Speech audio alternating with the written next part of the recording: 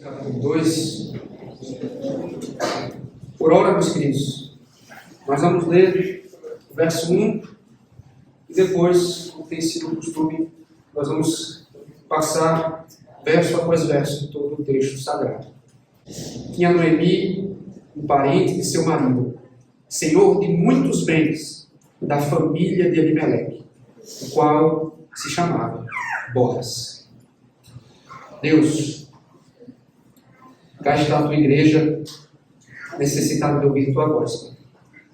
Então usa esse pobre instrumento, de modo que Cristo fale entre nós na noite de hoje. Que o teu povo seja consolado e exortado pela palavra de Cristo. Em nome de Jesus Cristo. Amém.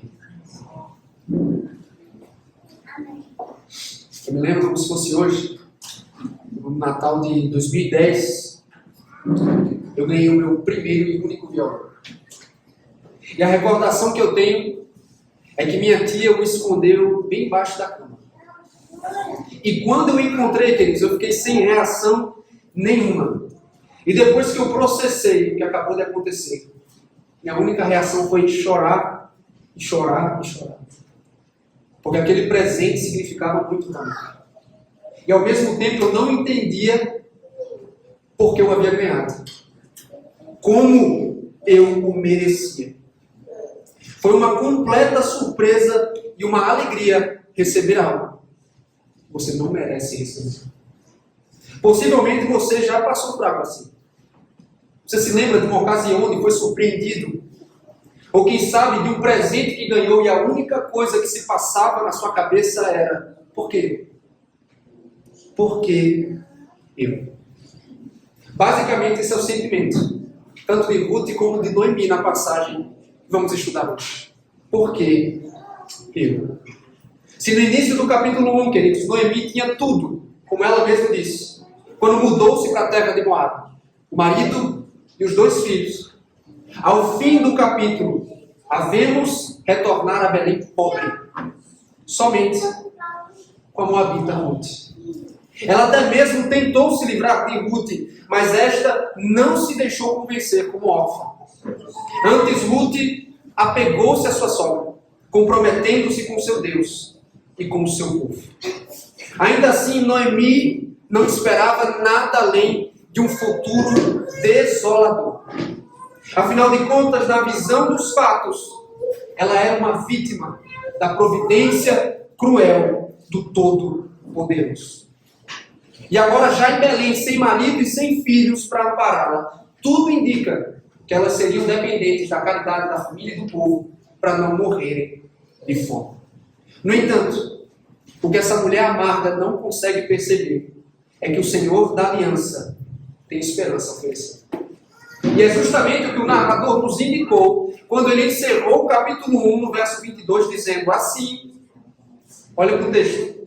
Voltou Noemi da terra de Moab, com Ruth e sua nora, a moabita, e chegaram a Belém, no princípio da cega, da Selá. O capítulo 2 agora nos introduz a um personagem fundamental na narrativa, que vai encarnar a graça de Deus em favor de Ruth e de Noemi. E aqui nos campos de Belém, nós veremos a graça de Deus se manifestando, seu favor imerecido e sua redenção alcançando os que não merecem. O tema do sermão de hoje, meus irmãos, é Deus manifesta a sua graça. Deus manifesta a sua graça. Mas como ele o faz na história? O que ele faz por Ruth, por Noemi e por pecadores como eu e você? No capítulo 2 há 2 verdades muito importantes sobre a graça que eu quero que você aprenda comigo na noite de hoje. Em primeiro lugar, do verso 1 ao verso 16, nós aprendemos que o Senhor favorece quem não merece. O Senhor favorece quem não merece. Agora volta os seus olhos para o texto. Vamos ler o verso 1 ao verso número 3. Que diz: tinha Noemi um parente de seu marido, senhor de muitos bens da família de Elimeleque, o qual se chamava Boaz. Ruth, a moabita, disse a Noemi: deixe-me ir ao campo e apanharei espigas atrás daquele que me favorecer. Ela lhe disse: vai, minha filha. Ela se foi. chegou ao campo e apanhava após os segadores.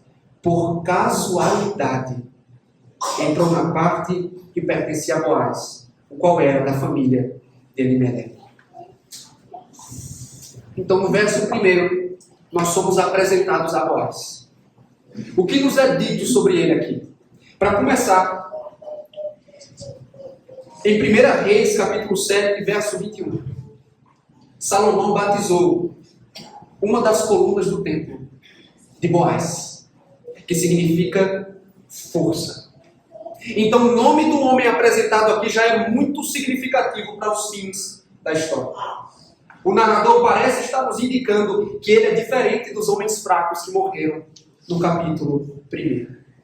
Além disso, ficamos sabendo que Boaz é um homem com grande patrimônio. Um homem de influência na região de Belém. O mais importante, no entanto, o fato que você não pode perder de vista é que ele é um parente de Elimeleque, o falecido marido de Noemi. E por que o narrador começa com essa informação? Eu imagino que para provocar interesse, para gerar especulação na mente de seus leitores, do tipo, que tipo de papel esse homem vai exercer na história? Como ele vai contribuir para a história de Ruth e de Noemi? Da apresentação de Boaz, o narrador nos lembra da situação de Noemi e de Ruth. Não há um homem para prover. Logo, a Moabita assume essa responsabilidade. E na lei de Moisés, havia uma provisão para o cuidado com os pobres. E meus irmãos, prestem atenção, que é fundamental que vocês entendam esse fundamento aqui. Em Levítico 23, 22, você não precisa abrir, eu vou ler para você. Deus ordenou o seguinte a Israel: quando cegardes a mercê da vossa terra, isto é, quando vocês escolherem a terra, não rebuscareis os cantos do vosso campo, nem colhereis as espigas caídas da vossa serra. Para o pobre e para o estrangeiro as deixareis. Eu sou o Senhor, o vosso Deus. Então, na colheita, o dono do campo e seus trabalhadores passariam por ele uma só vez. Eles iam colher os grãos, eles iam colher as espigas, mas as que caíssem no chão seriam deixados, para que o pobre e o estrangeiro pudessem recolher e se alimentar delas. E em Deuteronômio, quando Israel está prestes a tomar posse da terra, Deus recapitula esta lei e ele dá um novo fundamento. Ele diz: lembrem-se que vocês foram escravos na terra do Egito. E hoje, como se estivesse dizendo, e agora, vocês vão lembrar do oprimido. E vocês vão favorecê-lo, como eu os favoreci, quando vocês eram escravos do Egito. Então a generosidade de Israel, meus irmãos, é motivada pela redenção que o Senhor operou. Deus lembrou deles, os libertou da opressão do Egito agora. Eles precisavam ter um olhar carinhoso, compassivo, para com os oprimidos e pobres em seu meio. No entanto, há dois fatos importantes aqui. O primeiro é que, mesmo tendo conhecimento da lei da colheita, o que é o mais provável, Ruth deseja permissão para fazer. Isto é, ela só irá colher no campo daquele que a favoreceu. Outro detalhe importante é que rebuscar não era uma tarefa fácil.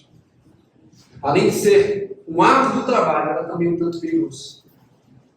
Especialmente se tratando de uma mulher estrangeira. Porque muitos proprietários de campo não mostravam a generosidade que a lei exige. E mulheres como Ruth, que não estavam debaixo da proteção de nenhum clã, de nenhuma família de Judá, poderiam sofrer uma série de abusos, inclusive sexuais. No entanto, movida pela necessidade, movida pela fé, ela vai ao trabalho esperando achar generosidade nos campos de Belém. E em dado momento, enquanto já trabalhava, ela, por casualidade, entrou no campo de Boaz. É como se o narrador ele quisesse nos provocar aqui. Obviamente, meus irmãos, essa não é uma casualidade. Essa não é uma coincidência comum. Eu prefiro chamá-la como chama um estudioso, um comentarista desse texto. Ele diz: essa é uma divina coincidência. Uma divina coincidência, porque Deus a conduz mesmo sem ela saber, para um campo certo. Leiamos a sequência do texto, versos 4 a 7, que diz: Eis que Boaz veio de Belém e disse aos segadores: O Senhor seja convosco. Responderam-lhe eles: O Senhor te abençoe. Depois perguntou Boaz ao servo encarregado dos segadores: De quem é essa moça? Respondeu-lhe o servo: Esta é a moça moabita que veio com Noemi da terra de Moabe. Disse-me ela: Deixe-me rebuscar espigas e ajuntá-las entre as gabelas após os segadores. Assim ela veio. Desde pela manhã até agora está aqui, menos um pouco que esteve na choça.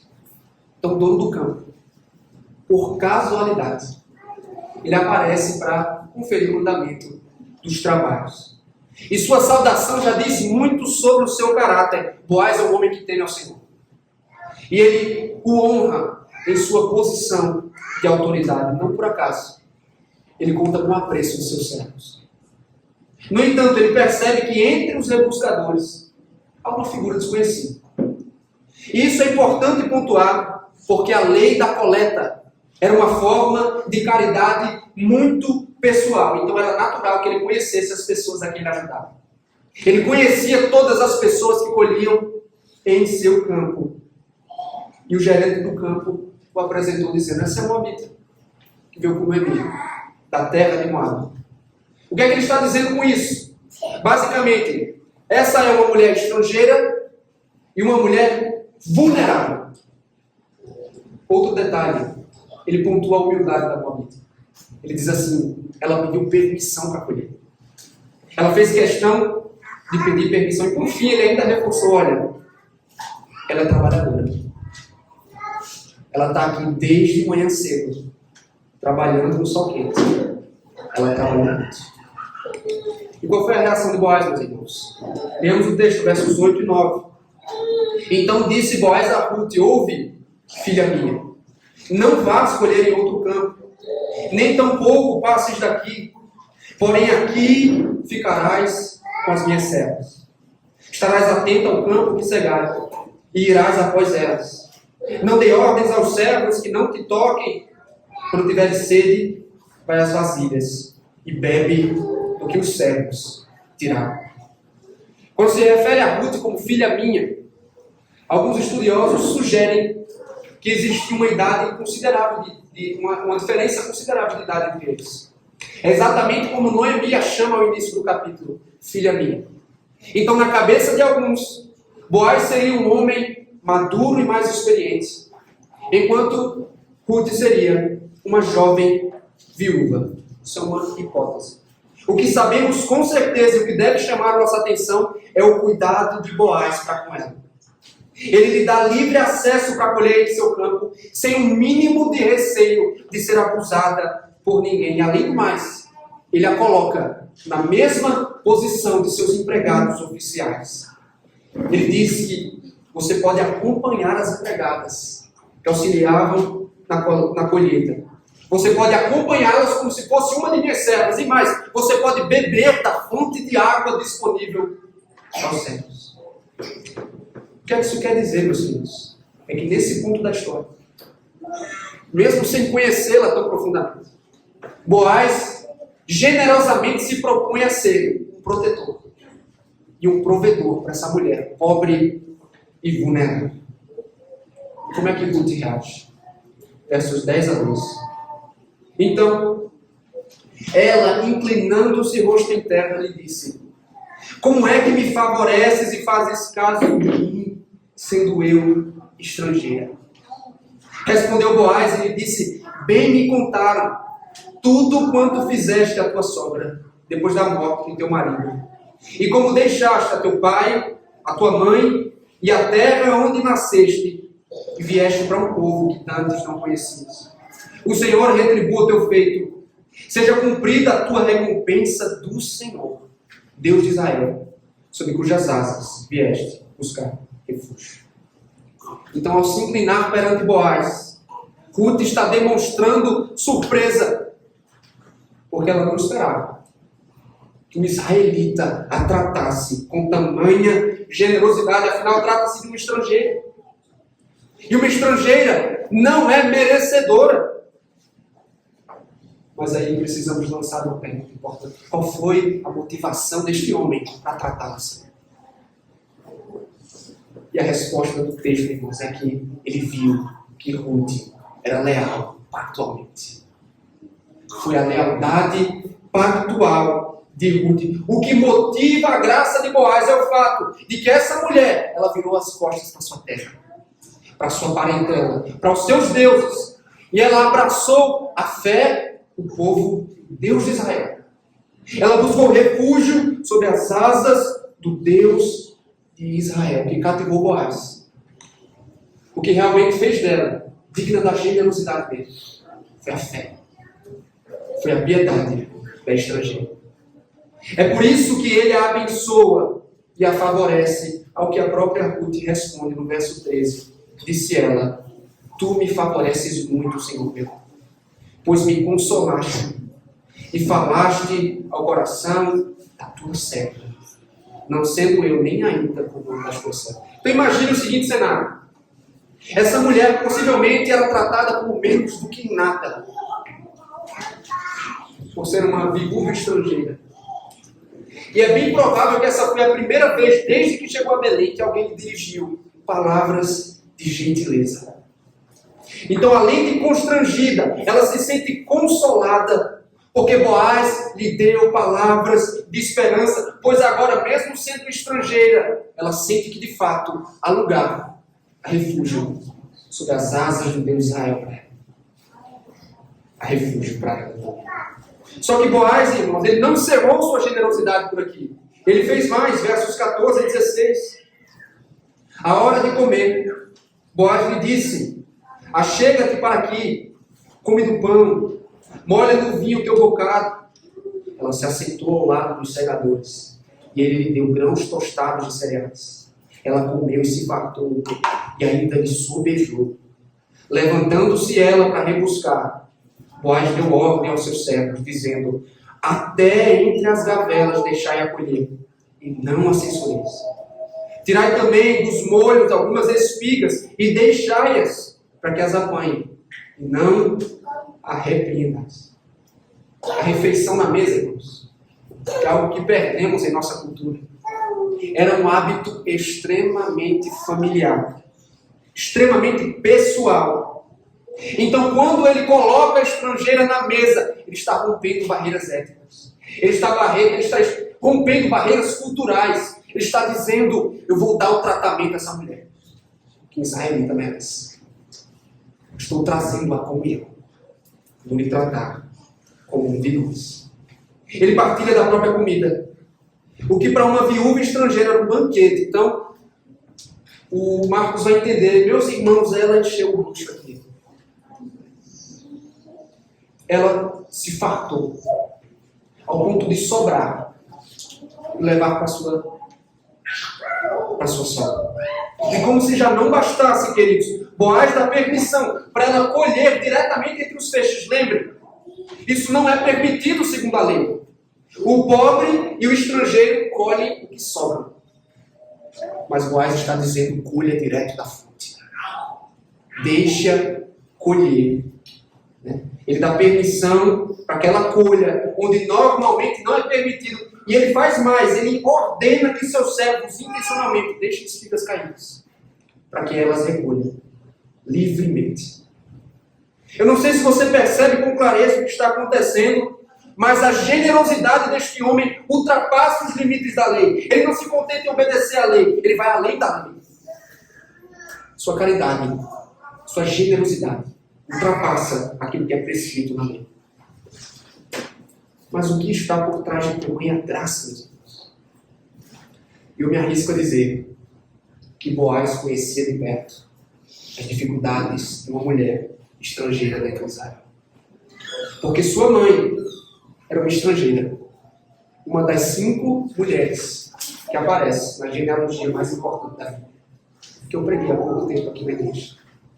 Raabe, a cananeia incorporada a Israel por meio de casamento. Eu imagino que é justamente por isso Porque ele aprendeu desde cedo a importância de mostrar amor e cuidado para com o estrangeiro, para com os desfavorecidos. O que esse texto tem a nos oferecer em termos de aplicação, meus irmãos? Primeiro eu quero dirigir minha palavra aos homens. Preste atenção, meus irmãos. Esse texto nos dá um modelo de liderança piedosa. Já deve estar claro para vocês que há um contraste entre os homens fracos do capítulo 1 e Boaz apresentado aqui. É pensando nisso que nós precisamos nos preocupar quanto ao seguinte, irmãos. Será que somos como Boaz, homens conhecidos por sua piedade? Seja porque não fomos ensinados ou porque o mundo tem nos ensinado mal. Mas o nosso conceito da verdadeira masculinidade muitas vezes é: o homem deve ser simplesmente temido e obedecido. E de certa forma Deus criou Adão para exercer domínio, para liderar. Mas como tudo na criação, o pecado acaba distorcendo isso também. E eu quero levá-lo a refletir quantas e quantas vezes, meus irmãos, quantas e quantas vezes nós exercemos uma liderança tirânica, opressora, impiedosa, sufocante para com os que estão debaixo de nossa liderança. Esposa, filhos, funcionários, irmãos da igreja. E o que nós aprendemos com o homem que nos é apresentado aqui é que o homem de Deus, ele é firme, ele é forte como uma coluna, mas ele usa a autoridade para servir e para abençoar. Para servir.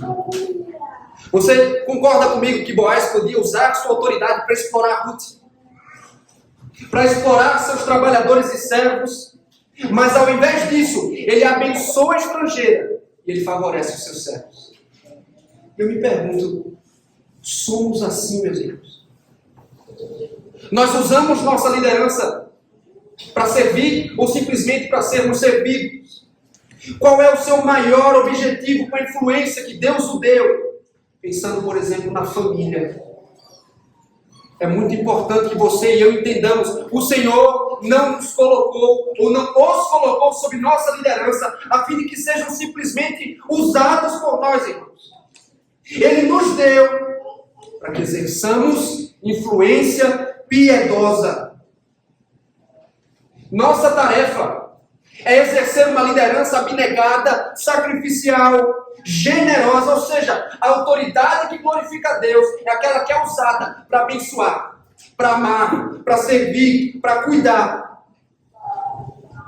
E quando isso acontece, irmãos, nossas esposas e filhos, a despeito dos nossos pecados, ainda assim, eles sentem-se abençoados, porque Deus os colocou sob nossos cuidados. Isso é verdade se tratando dos negócios, irmãos. O mesmo pode ser dito sobre a igreja. Se Deus nos deu influência, autoridade e riqueza, nossa preocupação precisa ser: como posso usar tudo isso pensando em abençoar os que estão ao meu redor? É o que Boaz fazia. Mas principalmente é o que Cristo fez. Em Filipenses capítulo 2 diz que o Senhor, mesmo sendo Deus, Ele não apegou-se orgulhosamente à sua glória, mas Ele tornou-se servo. Ele entregou-se à morte de cruz. Meus irmãos, esse é o alvo. Você deve ser firme como uma coluna, temido, obedecido. Mas a influência e a autoridade que Deus nos deu serve para abençoar, para servir, para favorecer. Meninos, crianças, cadê o Eric? Cadê os meninos que eu não estou vendo? O Vitor está dormindo, né? O Emanuel. Os meninos subiram nessa hora. O Eric está ali, ó.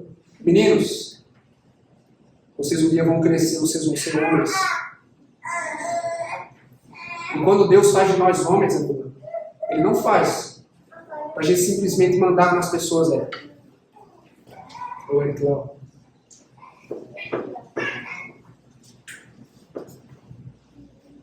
Vai ficar aí, vai ficar comendo sem prestar atenção, né? Viu, Emanuel? Nós precisamos ser pessoas que servem. Quando você crescer, você tem uma família, você tem que servir. Tá bom? Mesmo ali o Eric, o mesmo negócio gostoso ali antes do tempo. Vamos seguindo, meus irmãos. Segunda aplicação.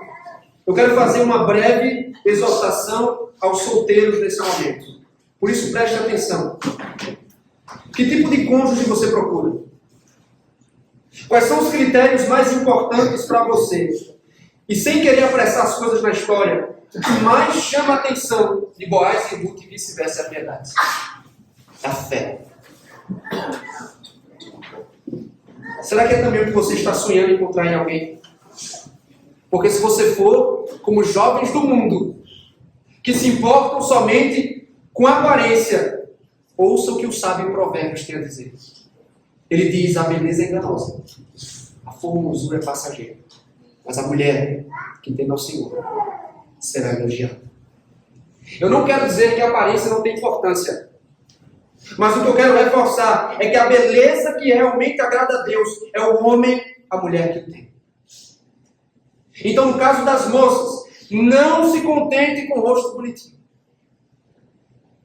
Porque contentar-se com o rosto bonito pode trazer muito sofrimento à sua vida. Você tem que se preocupar em procurar um homem que crê. Na verdade, nem você procurar. Deus vai trazer esse homem a você. Um homem que crê, que teme a Deus e que esteja disposto a dedicar a vida a você. No caso dos rapazes, uma mulher que ame a Deus, que conheça o Evangelho. Porque se encantar apenas com a aparência, considerando a fé e a piedade, é a receita para uma tragédia. E nós, como pais, precisamos guiar nossos filhos aos critérios mais importantes do nosso dever. Terceira aplicação desse ponto. A graça deveria nos fazer humildes diante de Deus. O questionamento de Ruth e Boaz, irmãos, é exatamente o que todo cristão precisa se perguntar a Deus continuamente: por que me favorece? Por que, Senhor, me favorece? Se compreendemos a graça, você deveria se impressionar com o fato de que Ele nos abençoou em Cristo.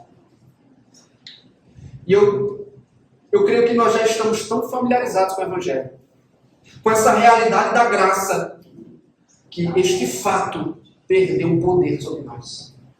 Que nós não mais nos assombramos, nos surpreendemos, nos encantamos.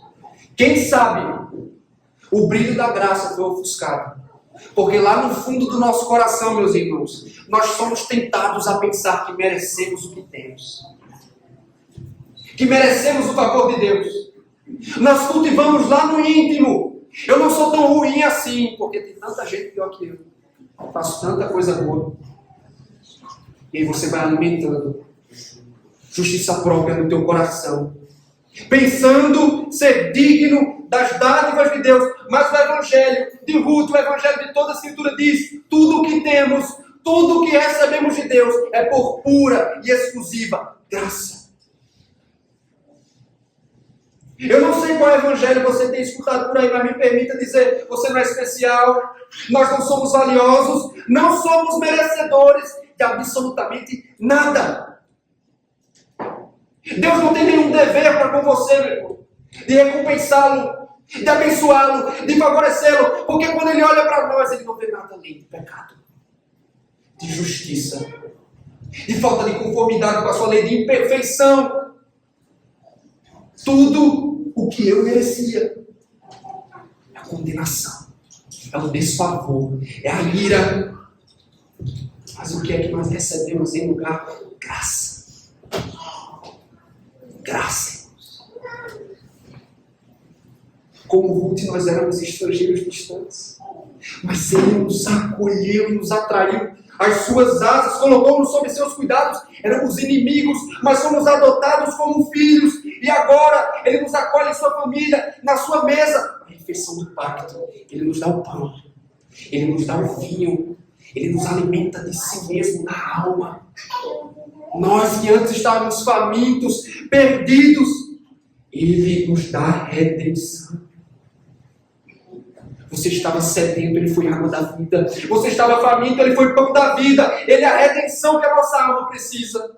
Nós estávamos desconsolados, perdidos, entregues ao desespero. Mas o nosso Boaz, o nosso Cristo, Ele nos falou palavras de consolo. Ele consolou nossa alma. Ele falou palavras de vida eterna, irmãos. Aí você pergunta, por que Deus fez tudo isso? A resposta é graça. Não tem uma razão em você. É graça, é favor imerecido. Deus não nos dá o que merecemos. Deus nos abençoa com muito mais do que vamos merecer toda a nossa vida. Deus não encontra razão em você, em nós. Mas Ele olha para o seu filho. Ele encontra essas razões em si mesmo. Não merecemos nada. Mas Cristo nos deu tudo. Você percebe como nós não podemos ser orgulhosos? Porque o Evangelho, ele não anda de mãos dadas com orgulho, com a soberba.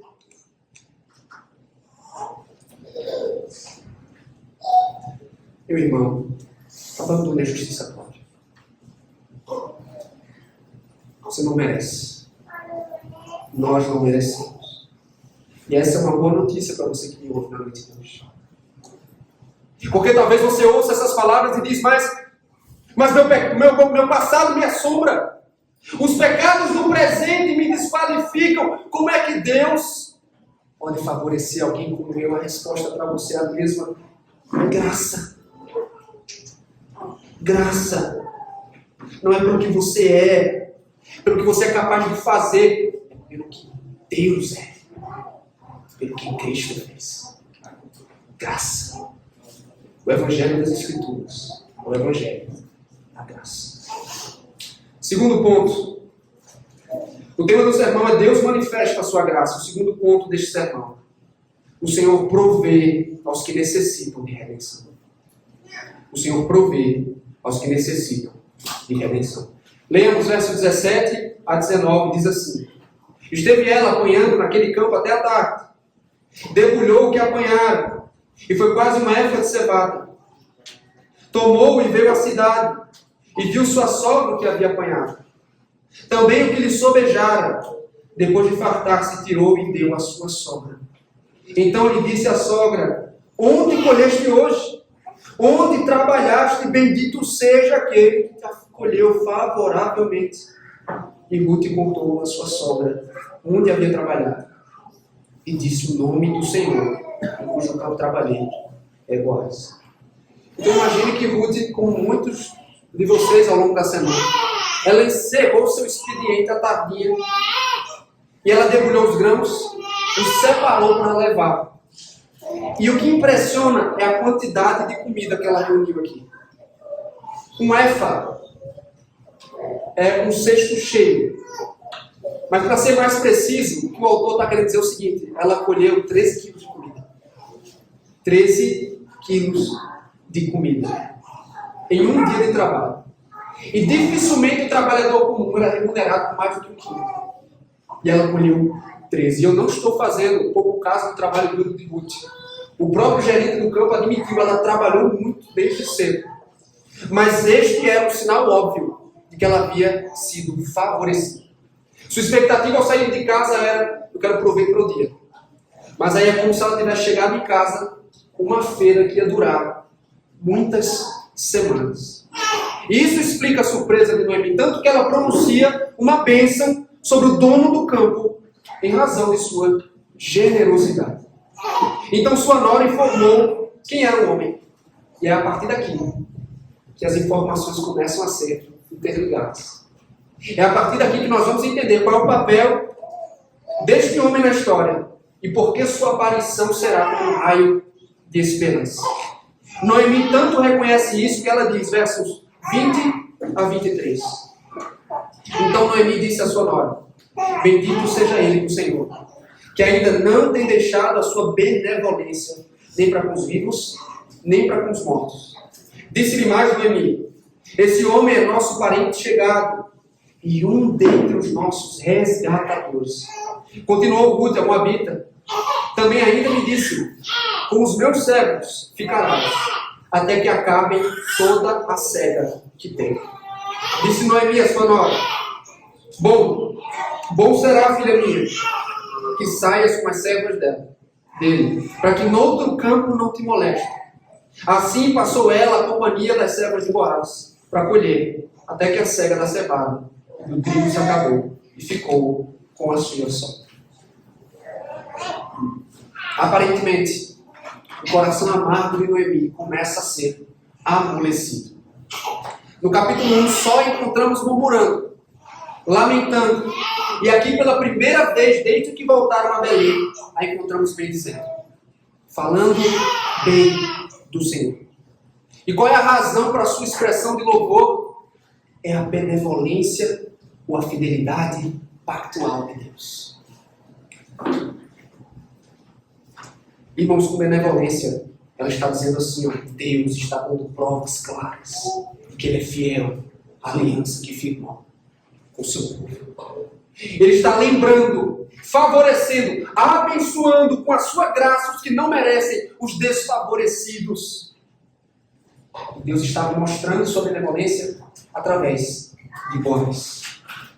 Como exatamente, meus irmãos? E aqui, quero que vocês entendam, esse é o fundamento do livro de Ruth.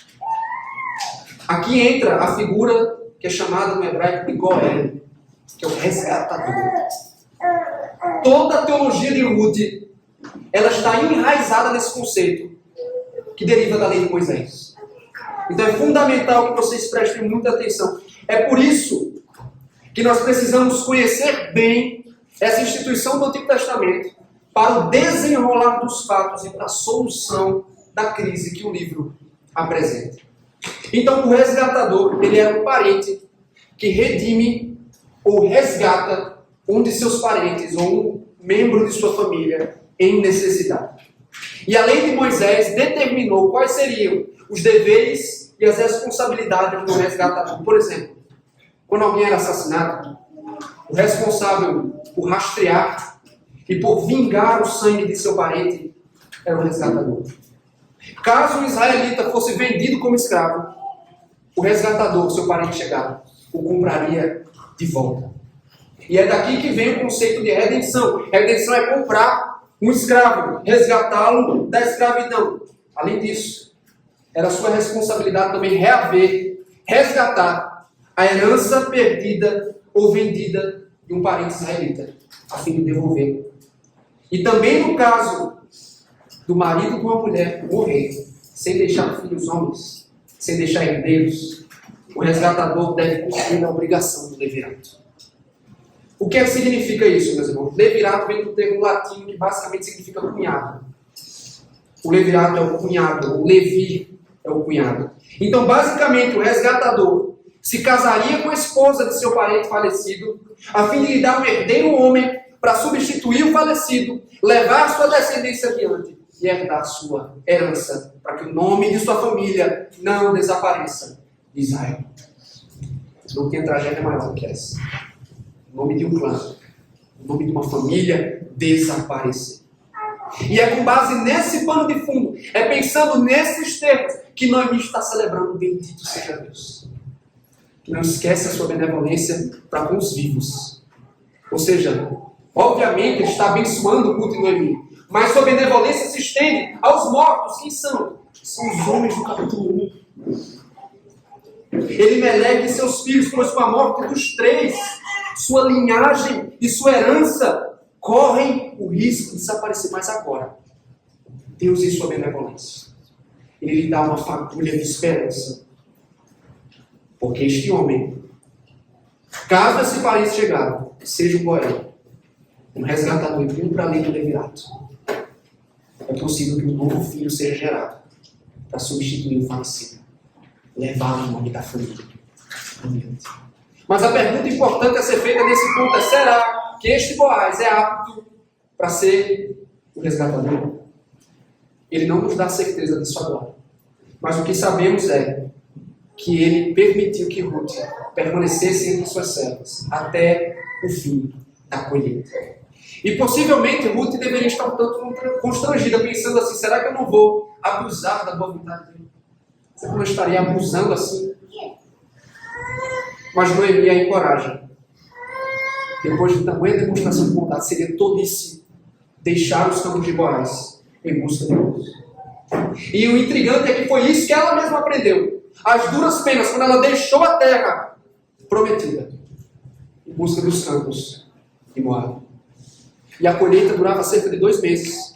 E foi o tempo que ela esteve entre as cédulas nos campos de Boaz. E se você percebeu, nesse ponto da história, alguns problemas foram resolvidos. Ruth e Noemi, pelo menos agora, por enquanto, não vão morrer de fome. Elas têm o que comer. E ao que parece, o espírito amargo de Mara, essa Mara aqui não, mas essa aqui, começou a ser adocicado por Deus. Começou a ser consolado, amolecido pela doce providência. Pela bondosa providência de Deus. A esperança dela voltou. Sua fé foi renovada. Mas o capítulo termina dizendo: Ruth ficou com a sua sogra. Nem todos os problemas foram resolvidos. Ela precisa do marido. A família de Elimelec precisa ser redimida. Temos 2 aplicações finais aqui, meus irmãos. Primeiro, confie na bondade e no cuidado do Deus da aliança. Confie na bondade e no cuidado do Deus da aliança. O que aconteceu no capítulo 1 foi: Noemi julgou mal a Deus. Ela atravessou uma crise de fé como muitos de nós atravessamos. Ela não soube interpretar bem a providência de Deus, ela precipitou-se. E por isso, ela se portou como uma vítima, achando que Deus estava contra ela. Mas antes de nós sermos rápidos para julgá-lo, é geralmente como nós costumamos agir também, meus irmãos. Porque nós esquecemos do Deus fiel a quem servimos. Diante do sofrimento, quando a dificuldade nos assola, quando não temos certeza quanto ao amanhã, nós desconfiamos. Colocamos em xeque a bondosa provisão de Deus, desconfiamos de seu cuidado. Foi isso que Noemi fez. Foi buscar os campos de Moab. Só que Deus, como ela, meus irmãos, eu quero que você preste atenção. Deus, Ele não nos deixa entregues à nossa própria amargura. Ele não nos abandona em nossa desconfiança. Ele não se esquece. Ele não desampara. Ele lembra. Ele mostra benevolência. Ele sabe, meu querido irmão, que você tem contas atrasadas. Ele sabe quando você tem dificuldades para pagar o aluguel. Ele sabe da sua preocupação com seus filhos. Ele conhece as suas lutas pessoais contra o pecado, as dificuldades no ambiente de trabalho. Ele conhece a tua enfermidade. E aqui está a razão pela qual você não precisa entregar seu desespero. Você não precisa se deixar tomar pela amargura. Porque sim, embora você não perceba, não entenda, desconfie. Ele demonstra benevolência para todos. Você sabe qual é a maior prova disso? A maior prova de que Deus é fiel. A maior prova de que Deus não desampara, Deus não se esquece, é que Ele, na cruz do Calvário, Ele mostrou até onde sua fidelidade vai. Até onde o preço que Ele pagou cumpria a risca todas as promessas. Ele entregou seu filho. E você tem que lembrar, se Deus nos entregou seu próprio filho, quanto mais Ele não há demonstrar sua benevolência para com as nossas demais necessidades. Noemi não entendia que o Deus que libertou Israel do Egito, que fez algo tão glorioso e maior, não tinha se esquecido dela nem de seu povo. E aqui eu vou à segunda aplicação, meu irmão. Não deixe os campos do Senhor. Você percebe que seria um insulto, Ruth, depois de toda a bondade com a qual Boaz a tratou, ela deixar seu campo a fim de procurar outros campos. Ela estava renegando sua bondade. E é também, irmãos, o que nós fazemos quando desprezamos a bondade com a qual Cristo tem nos tratado. Meu irmão, tendo conhecido a Cristo, tendo ouvido suas palavras de consolo, tendo sido abençoado com o pão que sacia a fome da alma, com a água que jorra para a vida eterna, nós vamos voltar aos campos do mundo.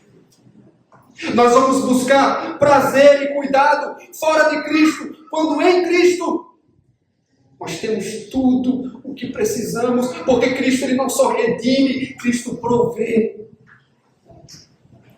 E aí, tendo redenção, nós vamos voltar ao mundo e ao pecado em busca do prazer e do cuidado que só Cristo é capaz de nos dar, meus irmãos. Jamais deixe os campos do Senhor.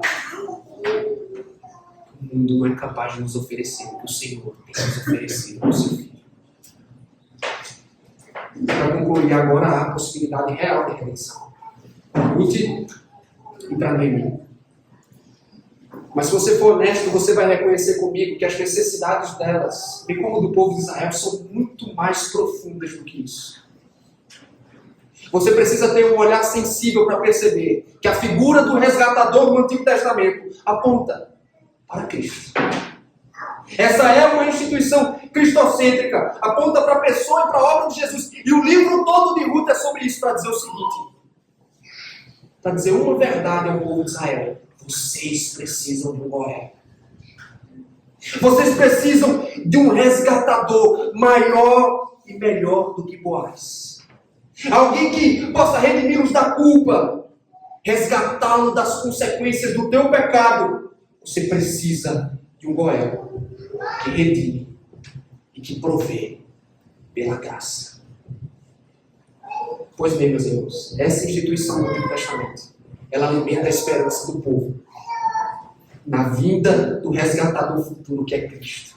Porque em sua morte, em sua vida perfeita, sua morte sacrificial, o que Cristo faz? Ele é um Boaz. Ele acolhe generosamente os pecadores que o buscam. Ele nos tira da miséria em que vivíamos. Ele provê a nossa maior necessidade: redenção, salvação.